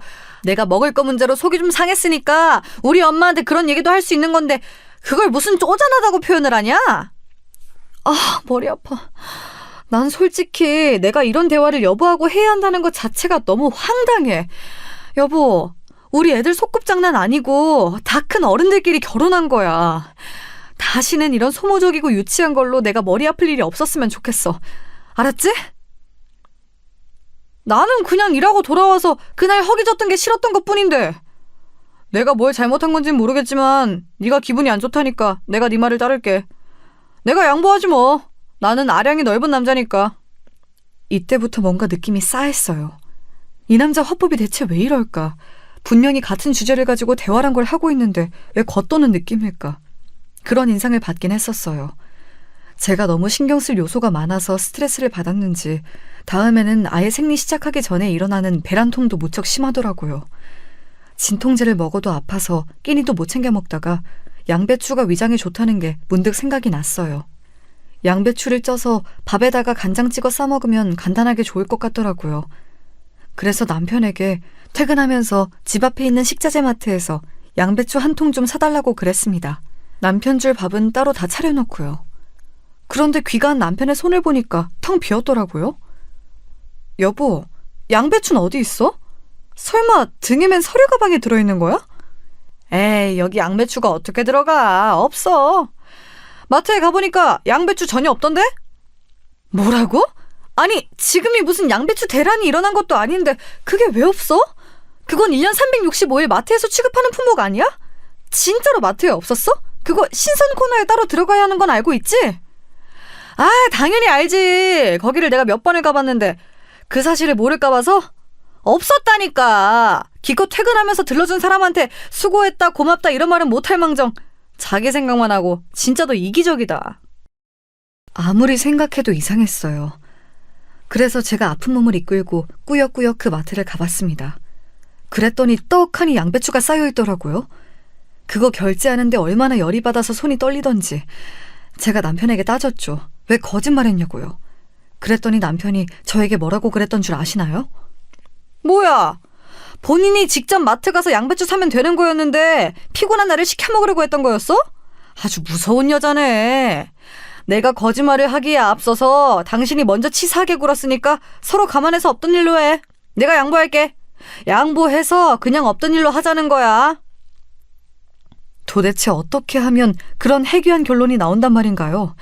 제가 너무 황당하고 어이가 없어서 한참을 그 사건을 곱씹었어요. 연애할 때는 왜 이 남자가 이토록 독특하게 이상한 사람인 걸 몰랐을까 하는 후회로 자책도 하였죠. 제가 너무 눈치가 없고 아둔한 사람처럼 느껴졌기 때문이에요. 이상한 건 남편인데 반성은 제가 하고 있는 이 황당한 상황은 날이 갈수록 더 정도가 심해졌습니다. 어느 날 찜닭을 시켜 먹었는데 제가 잠깐 반찬 하나를 꺼내러 간 사이 남편이 닭다리를 제 목까지 가로채려고 하다가 그걸 바닥에 흘렸더라고요. 제가 어이없어서 가만히 쳐다봐 주니까 남편은 횡설수설을 했어요. 닭다리 부위가 기름이 져서 몸에 안 좋대. 그래서 내가 대신 먹어주려고 했어. 아, 그래? 근데 미안하지만 나는 맛있는 거 많이 먹고 빨리 죽자는 주의여서 내가 부드러운 살 먹을 테니까 건강한 가슴살이나 많이 먹어줘. 제가 태연하게 받아쳤더니 남편이 콧김을 씩씩거리면서 뿜더라고요. 그러더니 기어이 부드러운 살을 쏙쏙 자기가 빨리 골라먹고 가슴살을 은근히 제 앞으로 밀어놨어요. 단팥빵 여러 개 든 걸 사왔더니 팥들은 부분만 싹 중점적으로 먹고 테두리만 지저분하게 남겨놓은 걸 보고 제가 기겁했습니다. 살다 이렇게 매너 없는 사람을 처음 봤어요. 삼겹살을 같이 구워 먹잖아요. 그러면 오돌뼈 있는 부분들은 기가 막히게 골라내서 제 앞으로 밀어줬습니다. 자기는 부드럽고 맛있는 부위만 먹었죠. 무슨 남자가 이렇게 찌질할 수가 있는지 저는 매 순간 믿어지지가 않았습니다. 그뿐만 아니라 같이 대형마트라도 가서 장을 보면 자기는 먹고 싶은 거 싹 다 카트에 담으면서 제가 뭐 하나라도 고르기라도 하면 얼마나 눈치를 주면서 한숨을 땅이 꺼져라 쉬는지 몰랐어요. 그런 거에 계속 반응해주자니 이런 남자랑 결혼한 스스로가 비참해져서 제가 참았을 뿐입니다. 이악 물고 애써 이걸 어떻게 사람 만들어서 데리고 살까 고민하던 어느 날이었어요. 일이 터지고 말았죠. 모처럼 금요일에 저도 아무 일정이 없었고 남편도 그날 연차를 쓰게 되었어요. 대기업이 아니라서 그런 건지 어쩐 것인지 쌓여있는 연차를 소진하라는 압박이 들어왔던 거였죠. 요즘 업무도 안 밀리는 때라서 연차 쓰기에 너무 아까운데 위에서 자꾸 압박을 주니까 별 수 없네. 그래도 주말하고 붙어있는 금요일에 쓰기로 했으니까 그나마 덜 억울해. 당신 혹시 금요일에 따로 할 거 있어? 아니, 별일은 없는데 엄마가 한번 여기에 들르고 싶다고 하셔서 금요일에 오시라고 할까 나 혼자 생각 중이었어. 장모님이? 아니 뭐 오시는 건 상관이 없다지만 왜? 특별히 오실 일이 있나? 특별한 일이 있어야지만 오는 거야? 엄마가 요즘 주변에서 고춧가루하고 매실 엑기스 이런 걸 많이 받으셨대. 그래서 그걸로 반찬 같은 거 자주 만드시는 것 같은데 여보도 알겠지만 엄마 혼자서 그런 걸 어떻게 다 드시겠어. 기껏 만드셔도 혼자 다 못 드시니까 이웃집들하고 나눠 드시는 것 같더라. 뭐? 혼자 소진을 다 못 하시니까 그걸 이웃집하고 나눠 드신다고? 와, 얘기만 들어도 너무 아깝다. 당신 장모님한테 그런 손수 만드신 반찬들 다 보관 잘 하셨다가 우리 좀 달라고 당장 말 좀 드리지 않고 뭐 했어? 엄마가 나한테 그런 얘기를 매일같이 시시콜콜 하시는 건 아니니까 나도 몰랐지. 엊그제 통화하면서 이런저런 대화 나누다가 알게 된 거야. 그래서 내가 안 그래도 반찬 우리한테 주시면 잘 먹을 것 같다고 그런 이야기 드려놨어. 아, 그래? 잘했네. 그러면 이번에 오실 때 반찬들 가지고 오시겠네? 나 좋아하는 반찬도 이왕 오시는 김에 만들어서 가져오시라고 하면 안 될까? 당신이 지금 카톡이라도 얼른 남겨봐. 미역 줄기볶음하고 명태포 조림하고 이런 것들 나 엄청 잘 먹잖아. 당신은 이런 난이도 있는 것들 만들 줄 모르니까 장모님한테 해달라고 하자. 남편이 갑자기 신이 나서 떠들어대는데 저는 왜 이상하게 그 모습이 얄밉게 느껴졌을까요? 메추리알에다 소고기랑 꽈리고추까지 넣은 장조림을 먹고 싶다면서 입맛도 혼자 다시던데 그 대목에서 저는 약간 속이 울렁거렸어요. 상대의 먹는 모습이 그저 음식을 먹는 걸로 보이지 않고 처먹는 것으로 보이면 콩깍지가 다 사라진 거라고 하던데 먹는 게 아니라 단지 먹는 신용을 하는 모습에서도 제 기분이 가라앉은 걸 감지하면서 저는 스스로 위기감을 느꼈습니다. 왠지 제 안에서 남편에 대한 정이 떨어질 대로 떨어진 느낌이었다고 할까요? 결혼이 애들 소꿉장난도 아니고 기분 따라서 이랬다 저랬다 이렇게 굴면 책임감 있는 어른이라고 할 수 있을까? 내 마음을 잘 다스려야겠다. 저는 그때 생각했어요. 저 스스로 남편보다 제가 인격적으로 더 나은 사람이라고 생각을 한다면 그에 걸맞은 자세를 취해야 한다고요. 충동에 져버릴 때도 있긴 했지만 하여간 저는 기본적으로 저급하게 굴고 싶진 않더라고요. 남편이라는 모자란 놈을 데리고 사는 것이 저의 가련하고 어처구니 없는 숙명이라고 그렇게까지 저는 생각해줄 용의도 있었습니다. 이런 저의 대인배적인 면모를 가차없이 날려버린 건 바로 남편 쪽이었어요. 저는 사실 친정엄마에게 남편이 좋아하는 반찬을 따로 만들어달라고 그런 요청을 드리지 않았습니다. 친정엄마가 반찬을 많이 만드시는 김에 그냥 저희 것도 나눠주시는 차원이면 충분히 만족하는 거였는데 굳이 뭘 더 끼웠나요? 어차피 남편은 어떤 음식이건 식탐을 부릴 위인이었기 때문에 특별히 요구하는 반찬이 따로 있다는 것 자체가 저는 너무 웃겼네요. 아무튼 그래서 친정엄마는 당신이 마음 가시는 대로 만든 반찬들을 가지고 저희 집에 방문을 해주셨어요. 참고로 저희 집에 들렀다가 옛날 고향 친구분들을 만나시는 일정도 있었습니다. 그래서 겸사겸사 오신 거였고요. 친정엄마는 절대 저나 남편에게 부담 지우시는 분이 아니었기 때문에 저는 일부러 일정을 그렇게 짜신 거라고 내심 생각도 했어요. 장모님, 저흰 이따가 근교에 새로 오픈했다는 베이커리 카페를 드라이브 삼아서 가볼까 하는데 같이 가시지요. 너무 바로 이렇게 그냥 가시겠다고 하실 줄은 몰랐어요. 그래요, 엄마. 친구분 만나시는 건 시간을 조금 뒤로 미루시면 안 돼요? 기껏 오랜만에 오셨는데 집 더 꾸며놓은 것도 구경하시고 주스라도 한 잔 드시고 그러셔야죠. 아이고, 아니야. 집에 새로 인테리어 해놓은 거 있으면 네가 때마다 나에게 사진 보내줘서 다 봤잖아. 그리고 내가 민기적거리느라 집에서 늦게 나오는 바람에 이미 친구 만나러 가는 시각이 촉박해졌어.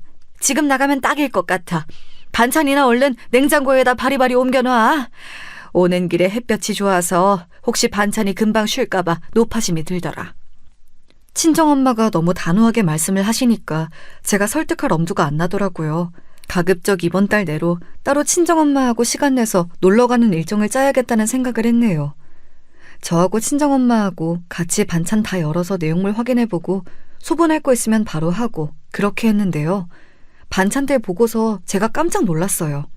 전부 다 정성 가득하게 먹음직스러워 보였을 뿐더러 신기하게도 남편이 좋아하는 반찬들이 있었기 때문이에요. 아니, 이럴 수가. 장모님, 제가 칼칼한 게 들어간 장조림을 먹고 싶어 한 걸 어떻게 하시고 이걸 준비해 오셨어요? 미역줄기 볶음도 있고 감자채 볶음도 있네요. 저 이런 거 엄청 좋아하는데 이 사람이 장모님께 말을 다 해놨군요. 그럼 우리 딸이 장서방 좋아하는 것들을 나에게 다 말해주더만. 내가 자신 없는 것들은 그중에서 빼고 그나마 괜찮은 맛을 흉내라도 낼 수 있는 것들만 조금씩 해봤어. 맛있게 먹어주면 좋겠구만. 친정엄마는 말씀하시면서 자꾸 저를 곁눈질 하셨어요. 역시 눈치 빠르신 친정엄마. 제가 말을 전해드린 것처럼 상황을 잘 꾸며주시더라고요. 저는 괜히 민망해서 모른 척했고요.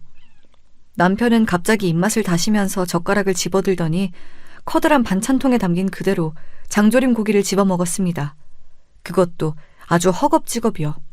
보면서 기가 막혔지요. 친정엄마도 약간 당황하신 눈치였어요. 맛있다. 맛있어. 하나도 안 느끼하고 전혀 안 짜네요. 이야, 고급이네. 근데 국물만 찍어 먹어보니까 약간 칼칼한 맛은 좀 부족한 것 같아요. 이게 국물이 탁 칼칼해야 100점 만점인 건데요. 이게 좀 아쉽습니다. 여보, 덜어서 먹어야지. 이게 뭐 하는 짓이야. 침 다 묻잖아. 이러면 금방 맛이 가버리는 거 몰라? 진짜 신경질 나게 100점 만점 같은 소리하고 자빠졌네. 제가 입술 꽉 깨물고 끝말은 최대한 작게 중얼거렸습니다. 제 싸늘한 안색을 살핀 남편이 기분이 상했는지 젓가락을 싱크대 안에 내려놓고서는 몸을 휙 돌렸어요. 토라진 어린아이도 아니고 그 유치한 모습에 저는 또 한 번 기가 막힐 따름이었습니다. 금세 저희 부부 사이에 흐른 냉기를 눈치챈 친정엄마가 애써 웃어 보이셨죠. 하여간 사이좋게 지내고 반찬 아낄 것 없이 입에서 당길 때 팍팍 먹어. 다 떨어지면 내가 언제든지 새로 해줄 수 있으니까. 그럼 나는 이만 가볼 테니 둘이서 밖에 재미난 곳에 놀러가서 시간 보내고 그래. 엄마, 근데 친구분 만나러 어느 쪽으로 가신다고 하셨더라? 저희가 나가는 김에 모셔다 드릴게요. 잠깐만 계세요. 우리 금방 나갈 참이니까. 그렇지 당신? 금세 삐져있던 남편은 제가 그렇게 물어보자 흠칫하더니 되게 퉁명스러운 얼굴과 말투로 대답을 했어요. 아니, 금방 안 나갈 건데? 낮 시간 중반 때는 카페에 사람 가장 많을 때니까 그때를 살짝 피해서 가자고 한 건 당신이었잖아. 지금 나가면 카페에 사람 한 바가지야. 좀 이따 출발하는 게 나아. 와, 이게 어떻게 제정신 바뀐 어른인가요? 자기 장모 앞에서 이렇듯 눈치 없이 구는 사위는 또 없을 거란 생각이 들면서 순간 정신이 아득해졌습니다. 친정엄마가 뻔히 계시는 앞이니까 제가 너무 창피하고 민망하더라고요. 그런데 친정엄마는 아무렇지도 않게 그저 웃어 보이셨어요. 나는 바로 요 앞에서 버스 타면 돼. 올 때도 그렇게 왔는걸. 버스만 다니는 전용 도로로 가니까 차도 별로 안 막히고 빨리 다녀서 좋아. 그리고 어차피 친구 만나기로 한 곳이 버스 정류장 바로 앞이라서 나는 버스를 타고 갈 생각이었어. 그게 편하고 빨라. 나는 이만 가볼 테니까 둘이서 모처럼 금요일에 재밌는 시간 보내. 친정엄마는 호탕한 미소를 지으셨지만 저는 이미 좀 짜증이 나 있었어요. 그래서 남편 쪽을 강렬하게 째려보았습니다. 멍텅구리처럼 굴 거면 배웅이라도 정중하고 품위 있게 좀 했으면 하는 바람을 담아서 말이에요. 그런데 제 눈총을 받은 남편이 뭔가 생각났다는 듯이 라는 소리 없는 탄식을 뱉어내면서 갑자기 방으로 달려가는 거예요. 그러더니 부스럭거리면서 뭔가 찾는 소리가 들리더라고요. 저는 생각했죠. 남편이 일말의 눈치라는 것은 있어서 친정엄마에게 뭐라도 챙겨드리려고 하나 보다. 이런 당연한 추측이요. 서랍을 연 소리로 판단이 들건데 제 예상대로라면 남편이 자기 지갑을 들고 나와서 친정엄마에게 돈을 드리며 인사를 하는 수순이었습니다. 하지만 잠시 후 남편이 웬 카드 한 장을 달랑 들고 나왔어요. 제가 깜짝 놀랐죠. 저 인간이 우리 엄마한테 자기 카드를 아예 드리려고 하나? 그렇게 통이 크다고? 웬일이래? 사람 다시 보인다? 제가 애써 호선을 그리려는 인매를 억누르면서 친정엄마를 현관으로 함께 배웅해드렸어요. 자연스레 남편이 그쪽으로 왔고요. 저는 이제 제 눈앞에 펼쳐질 훈훈한 장면을 기대하고 있었는데 정말 놀랄 노짜인 상황이 제 눈앞에 펼쳐지고 말았습니다. 남편의 손에 들린 카드에서 영어 알파벳 T자를 발견했을 때부터 심상치 않았죠. 장모님, 드릴 게 있어요. 이거 가지고 가세요. 제가 전에 쓰던 건데 티머니 교통카드예요. 선물로 그냥 드리려고요. 그래, 장서방. 교통카드 정말 유용하지. 그런데 이거를 나를 준다고? 장서방이 지금 안 쓰는 카드인가? 저는 이제 교통카드 쓸 일이 있으면 당연히 신용카드 사용하죠. 요새는 다 겸용으로 기능이 나오니까요. 제가 굳이 생색을 내려는 건 아닌데, 장모님, 교통카드 이거 따로 사려고 하면 돈 3,000원인가 따로 드는 거 아시죠? 제가 이거를 그냥 드리는 거고요. 그 안에 돈도 들었어요. 상상도 못해본 전개 앞에서 제가 할 말을 잃었습니다. 교통카드요? 저의 친정엄마에게 이런 상황에서 교통카드를 드린다고요? 무슨 심부름 보내는 초등학생에게나 줄 것 같은 물건 아닌가요? 교통카드를 드린다는 발상 자체가 저는 믿기지 않았고 놀라웠는데 일단 친정엄마는 그걸 얼떨결에 받아드셨어요. 안에 돈도 들었다니 이거 너무 유용한 건데 장서방이 이걸 나를 줘도 되나 모르겠네. 뒀다가 장서방이 필요할 때 쓰지. 아닙니다. 오늘 이렇게 맛있는 반찬들 바리바리 싸서 와주셨는데 이 정도는 기본이죠. 버스 타고 가신다 하셨죠? 제가 그 교통카드 안에 얼마가 남아있는지 아주 정확히 몰라요. 이것 하나는 진짜 분명하게 알아요. 1,300원은 반드시 있습니다. 지하철? 버스? 어느 것이든 고민하지 않고 타실 수 있어요. 그렇구만. 내가 아무튼 지금 시간이 촉박해서 얼른 가봐야겠네. 이 말도 안 되는 촌극을 친정엄마는 촉박함을 핑계로 빠져나가셨습니다. 저는 그때 무슨 정신으로 친정엄마를 배웅했는지 정말 모르겠어요. 자세히 기억도 안 나요. 머릿속이 뒤죽박죽이었고 분노로 심장이 터질 것만 같았거든요. 제가 친정엄마에게 택시를 권했지만 버스가 더 빠르다고 하시며 마침 앞에 도착한 버스를 타고 떠나셨어요. 저는 그 모습을 멍하게 쳐다보다가 집에 다시 올라가서 남편하고 대판 붙었습니다. 미친 거 아니야? 교통카드? 1,300원? 장난해? 지금 싸우자는 거야, 뭐야? 왜 이렇게 화를 내? 필요하신 걸 내가 적절하게 드렸는데 그게 뭐 그렇게까지 잘못되었어? 얼마인지 그런 것에 초점을 맞추지 말고 정말 실용적인 건지 아닌지 그걸 봐야지. 무식하고 싶으면 그냥 무식하기만 해. 왜 쓸데없이 그럴싸하게 입까지 놀리려 들어? 뭐? 얼마인지 초점 맞추지 말고 실용적인 건지를 보자고? 알았어. 라면 좋아하니까 내가 그럼 생일날에 육개장 사발면 1개 사줄게. 컵라면보다 실용적이고 안성맞춤인 것도 드물잖아. 안 그래? 왜 얘기가 그렇게 튀어? 내가 분명히 말하는데 나는 최소 1,300원에다가 교통카드까지 같이 드린 거야. 혹시라도 1,300원이라고 금액을 축소할 생각하지 마. 그리고 네가 뭔데 사람 보고 그렇게 쉽게 무식하다고 해? 너 지금 장모님 왔다 가셨다고 기세가 아주 등등한가 본데 나도 우리 엄마 앞에서는 기세등등한 아들이야. 딱 거기까지 듣고 저는 의욕을 상실해버렸어요. 바보 천치를 이겨먹고서 기뻐하는 사람은 없잖아요. 똥이 더러워서 피하는 거지 무서워서 피하는 사람도 없고요. 그렇다는 생각으로 저는 남편 앞에서 고개를 절레절레 흔들었습니다. 제가 생각하고 판단한 것 이상으로 남편이란 작자는 엄청난 인물이었어요. 이렇게 찌질하고 그릇이 간장 종지만한 남자를 찾는 것도 참 힘들 것 같더군요. 어쩌다가 제가 이런 남자하고 결혼까지 하였는지. 통단의 웃음이 나왔습니다. 제가 허탈해서 자꾸 웃어대니까 남편이 혀를 끌끌 차더니 자기 검지손가락을 뻗어서 그걸 머리 위로 빙빙 돌리더라고요. 저보고 미쳤냐는 표시였죠. 진짜 어이가 없었습니다. 누가 누굴 보고 미쳤다고 하는 건가요? 내가 진짜 어쩌다가 이런 남자하고 평생을 살겠다고 결혼을 한 건지 내 발등 내가 찍었구나 싶어서 내 자신에게 혐오감마저 들 지경이야. 뭐라고? 너는 말을 뭐 그딴 식으로 하냐?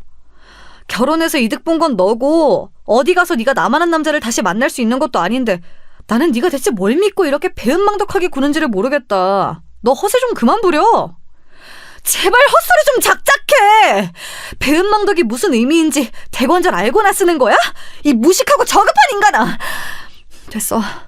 이제 다 필요 없고 나는 너 같은 놈하고 더 이상 부부라는 이름으로 못 사니까 갈라서자.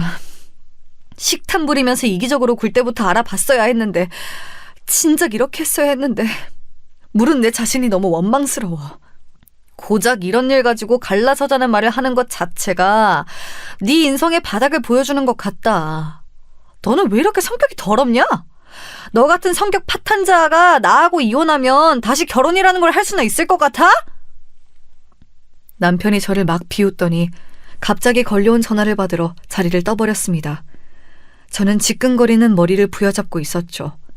저보다 자기가 100배 1000배 낫다고 생각하는 저 남자하고 저는 평생을 살 수 없었습니다. 이제 이 사실은 극명해졌어요. 친정엄마가 가져와 주신 반찬을 다시 한번 정리하면서 제가 남편에 대한 분노로 이를 갈고 있을 때였는데요. 왠지 통화가 길어지는 것 같더라니. 그게 아니라 남편이 통화 1개를 마치고 나서 새로의 다른 통화를 시작한 거였더라고요. 하도 크게 말을 해서 저에게 그 내용이 다 들렸습니다. 엄마! 나 오늘 휴가 써서 집에 있는데 냉장고를 보니까 반찬이 하나도 없는 걸 보니까 갑자기 엄마 생각이 나서 전화드렸어. 엄마 반찬 먹고 싶다. 꼴값이 따로 없었습니다. 반찬이 없다느니 하는 헛소리를 함으로써 시어머니께 제 흉을 보고 자기도 우리 엄마 반찬 먹으면 된다는 걸 저에게 과시하는 그 행동에 눈살이 찌푸려졌어요. 뭐 저렇게 찌질한 남자가 있을까 싶어서 새삼 또 신기할 지경이었네요. 제가 한심스러운 눈빛으로 쳐다봐줬더니 남편이 자존심이 상했나 봐요. 전화 끊고 나서 저에게 시비를 걸길래 저도 맞받아쳤고 저희 그날 진짜 개싸움했습니다. 그런데 시어머니로부터 연락이 오더라고요. 그것은 바로 방문 예고장이었습니다. 얘, 너 걸핏하면 우리 아들을 쫄쫄 굶겼다면서? 너 어떻게 그럴 수가 있니? 네? 쫄쫄 굶기다니 그게 무슨 말씀이신지요? 저는 금시초문인데요. 네가 냉장고 텅 비워가면서 우리 아들 굶긴 거 아니니? 내가 이미 다 들었어. 어머님, 사람이 쫄쫄 굶으면 죽어요. 그런데 어머님 아들 아직 멀쩡히 살아있고 오늘 출근도 했습니다. 살아있다고요. 말하는 꼬라지 좀 봐라. 너는 애가 왜 이렇게 거침없이 싸가지가 빈약하니? 우리 아들이 대체 무슨 잘못을 그리 저질렀다고 너처럼 되바라진 여자를 만났는지, 나는 또 무슨 업보가 있어서 이런 며느리를 둔 것인지 기 한번 못 펴고 사는구나. 네? 기를 못 펴요? 누가요? 어머님이요? 아니면 어머님 아들이요? 제 생각엔 양쪽 다 아닌데? 저하고 생각이 무척 다르시네요. 아무튼 저는 사람 쫄쫄 굶긴 적 없어요. 냉장고가 텅텅 빈 적도 없고요. 그건 내가 직접 가서 확인하면 될 일이야. 모레 저녁에 들릴 테니까 그런 줄 알고 있어라. 냉장고부터 다른 부엌 살림들까지 내가 다 체크할 거니까 얄팍한 마음가짐으로 있지 않는 게 좋을 거야. 그러시든지 말든지 저는 상관이 없었습니다. 이제 그런 거에 관심이 없었죠. 다만 시어머니께서 오시기로 한 김에 제가 할 일이 생각나서 그거나 실행했네요. 참고로 친정엄마가 다녀가셨던 그 이후 나흘째 남편과는 냉전 중이었어요. 대화도 아예 안 했는데요. 남편이 먼저 저에게 한마디씩 걸긴 했는데 그게 참 황당했죠. 좋은 말로 할 때 나에게 얼른 사과해. 더 늦어지면 네가 아무리 사과해도 내가 안 받아줄지 모르니까 그때 가서 후회해봤자 늦는 거야. 왜 자꾸 나보고 사과를 하래? 진짜 돌았어? 잘못을 한 건 당신이라니까 내가 아니라. 너 진짜 그러다가 나를 영영 놓치는 수가 있다. 나중에 울고불고 후회나 하지 마라. 사람 복장 터지게 하는 대회 같은 게 있다면 남편은 반드시 수상자 목록에 이름을 올릴 작자였어요. 아니, 어느 정도로 말이 안 통하는 게 아니라 아예 사고방식 자체가 틀려먹었으니까 이건 아예 상대하는 게 벅차더라고요.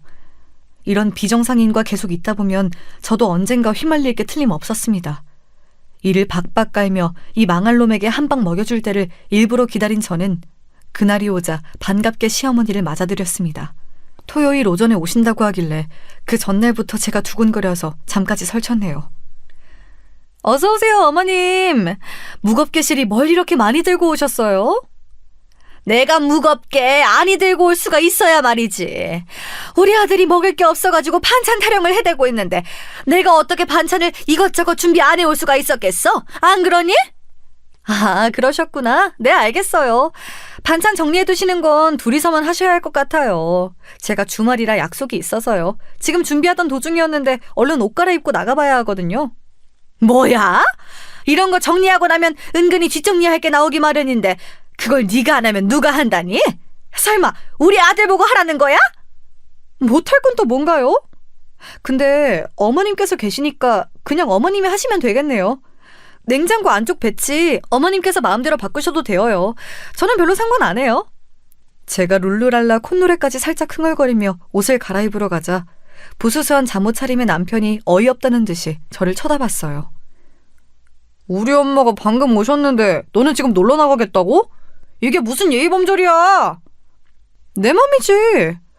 원래는 반찬 뭐 가져오셨는지 다 구경하면서 젓가락으로 침 묻혀가면서 맛보려고 했는데 약속에 있어서 나가는 바람에 못 그러는 게 살짝 아쉽네. 남편이 했던 못 배워먹은 행동을 말로 되돌려줬죠. 그러자 남편이 분하다는 표정을 지으면서도 대꾸를 못하더라고요. 저는 태연하게 옷을 갈아입고 나왔어요. 그러자 부엌에 있던 두 사람이 동시에 제 쪽을 노려보더라고요. 너 이것 좀 거들어주고 나가라. 진짜로 아무것도 안 하고 쓱 나갈 심사는 아니었겠지? 설마 하니 그렇게 싸가지가 바가지이려고? 가정교육을 그렇게 받진 않았겠지? 왜요? 그냥 나가버릴 심사 맞았는데요. 아 참! 대신에 어머님께 드릴 게 있어요. 제가 정리하는 거 못 도와드리고 오시자마자 외출을 나가는 대신에 어머님께 뭐 좀 드리려고 준비한 게 있거든요. 제가 밝게 웃으며 말하자 두 사람이 엄청 궁금하단 낯이 되어서 호기심 어린 눈빛으로 저를 빤히 쳐다보더라고요.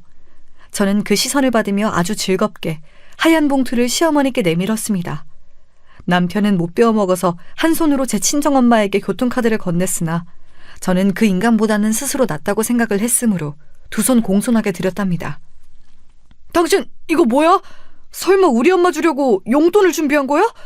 그럴 줄은 몰랐는데?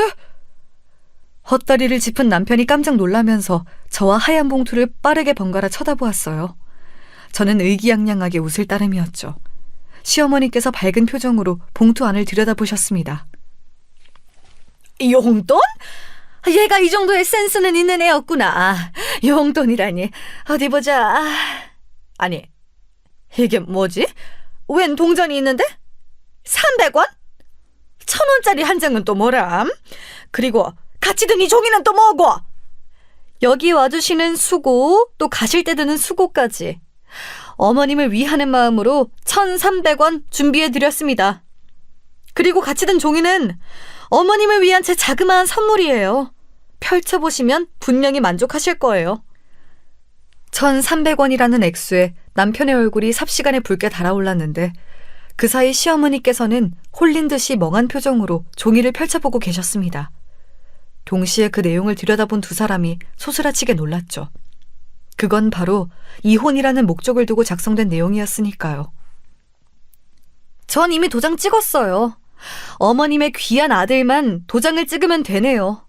그러면 저희는 이제 이혼 성립이 되어서 남남이 될 거고요. 어머님께서는 무척 행복해지시겠죠.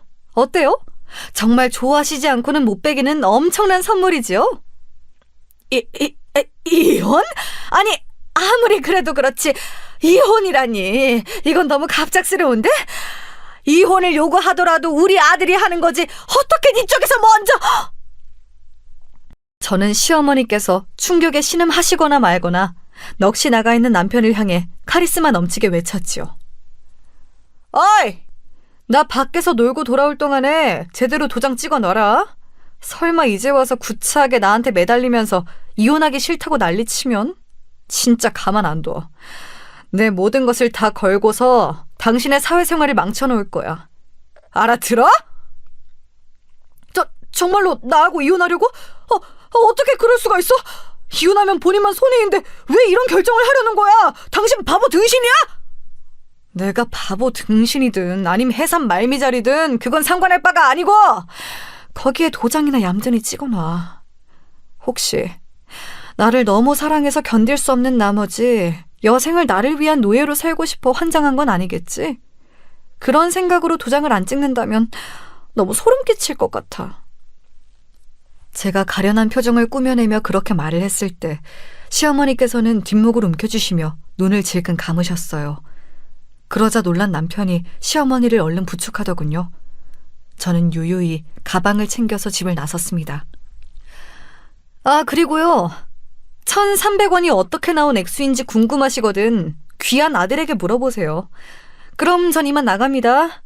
제가 돌아왔을 때 어머님이 안 계셨으면 좋겠어요. 저는 명랑하게 마지막 발언을 남겼죠. 두 사람이 아주 벙찐 얼굴로 저를 응시하고 있었던 것 같네요. 하도 홀가분하게 나와서 그때의 표정을 잘 봐두진 못했어요. 저는 그날 친정엄마와의 약속이 있었습니다. 새로 생긴 서울의 근교 베이커리 카페에 함께 갔죠. 제가 구태여 남편과의 이혼 이야기를 안 꺼냈음에도 친정엄마는 무언가 짐작을 하셨는지 진중한 눈빛으로 저에게 몇 번 고개를 끄덕여 주셨어요. 돌이킬 수 없는 지점까지 가기 전에 얼른 돌아가는 것도 용기가 필요한 거야. 나는 우리 딸이 그런 용기를 가지고 있는 사람 같아서 그게 너무 멋져 보여. 우리 딸 늘 장하고 자랑스럽다. 엄마 마음 알지? 엄마가 항상 우리 딸 응원해. 친정엄마가 문득 제 손을 잡아주시면서 먼저 그렇게 말씀을 하셔서 제가 울컥하고 말았죠. 참았던 소름이 밀려와서 잠시 울고 말았는데요. 그러고 나니까 뭔가 후련했어요. 처음부터 끝까지 제 편인 존재가 있다는 사실이 너무나도 감사했습니다. 그 이후로는 어떻게 되었냐고요? 당연히 그놈하고는 이혼을 했어요. 그놈은 자존심 때문에 이혼 도장을 찍어주었습니다. 네가 그렇게 나오면 내가 쫄아서 도장 못 찍을 줄 알고? 내가 꼬리 내리고 양보해줄 거라고 생각한 모양인데 어림도 없어. 그렇구나. 그래서 이혼 도장을 찍어줬구나. 고마워. 한결같이 찌질해줘서. 어느 부분 하나 빠지지 않고 고르게 찌질한 사람이라 처음이자 마지막으로 다행이란 생각이 드네. 뭐야? 너 분명히 한 달도 안 돼서 후회할 거야. 나한테 돌아와 달라고 보나마나 매달릴 생각만 하게 되겠지. 그런데 나는 너 없이도 잘 나갈 남자이고 인기도 많아서 훨씬 성공할 테니까 그때 가서 너만 후회하는 거고 나는 부족한 거 하나 없이 살 거다. 아, 그러셔? 누가 들으면 재벌 3세 혹은 엄청난 엘리트인 줄 알겠어? 전부터 생각한 건데 왜 그렇게 쓸데없을 정도로 근거 없는 자신감이 넘쳐? 그런 걸로 어디 대회라도 나가봐. 상금 탈 것 같으니까. 아, 정말 그렇게 되어도 연락은 하지 말고. 근황 따위 영원히 안 궁금할 거거든. 그렇게 어찌 보면 치졸한 막이 내렸어요. 한때는 즐거운 연애를 하였고 서로가 진짜 사랑이라고 믿어서 결혼까지 했던 사이인데 끝은 순식간이더라고요. 게다가 끝맛이 좋지 못했다는 점에서 정말 씁쓸하였습니다. 뭐든지 좋게 끝내기란 어려운가 봐요. 이혼하고서 저는 일에 더욱 몰두하였고 제 주변 사람들을 더 챙기기 시작했어요. 친정 아빠와 오빠, 그간 교류가 거의 없이 살았기 때문에 어색하고 겸연쩍은 사이였는데 제가 용기를 내어 먼저 자주 연락도 하고 그랬습니다. 사실 이런 거에 용기를 내는 게 돈이 드는 것도 아니고 체력을 요하는 것도 아니잖아요. 단지 제가 생각을 전환하고 자존심을 내려놓기만 하면 되는 일이었죠. 그런데 놀라운 변화가 일어나더라고요. 몇 주가 지나자 이제 친정 아빠와 오빠 쪽에서 저에게 먼저 연락을 하기 시작했어요. 그러면서 저희는 점차 가족다운 모습을 갖춰갔죠. 친정 엄마까지 함께 저희 넷이서 밥도 먹었고요. 분위기 괜찮았어요. 이런 식으로 점차 발전해 나갔네요. 지금은 전혀 안 어색하고 편한 관계가 되었어요. 그리고 제 전남편이 된 그놈 말인데요. 전혀 안 궁금했지만 겹치는 지인이 있어서 우연히 소식을 듣게 되었는데 저하고 이혼한 뒤로 술을 그렇게 마시면서 살더니 일에 집중을 잘 못했나 봐요. 직장에서 미운털 제대로 박혀서 거의 쫓겨나는 모양새로 퇴사를 했다네요. 그럼에도 정신을 못 차리고 술을 또 마시다가 웬 애 3명 딸린 미혼모하고 사고를 쳤다나 뭐라나 그런 후문이었습니다. 그 미혼모가 임신을 했는데 그 아이를 낳겠다고 해서 전 남편이 뒤집어졌고 그 모친 되시는 제 전 시어머니께서는 더 뒤집어져서 아예 쓰러졌다는 이야기였네요. 이쯤 되면 이혼하고서 후회하는 일상을 둘 중에 누가 보내고 있는지 이미 답이 나온 것 같죠? 저는 안일했던 제 과거를 반성도 하면서 제 주변을 살뜰히 살피고 돌아보면서 그렇게 잘 지내고 있는 중이랍니다. 저보다 나이도 어리고 돈은 더 잘 버는 남자친구하고 연애도 하면서요. 결혼 생각은 아직 없어요. 결혼이란 그 무엇보다 심사숙고해야 하는 중대사 같거든요. 이제는 그렇게 생각이 들어요. 지금까지 제 이야기를 들어주셔서 고맙습니다. 모두 행복하세요.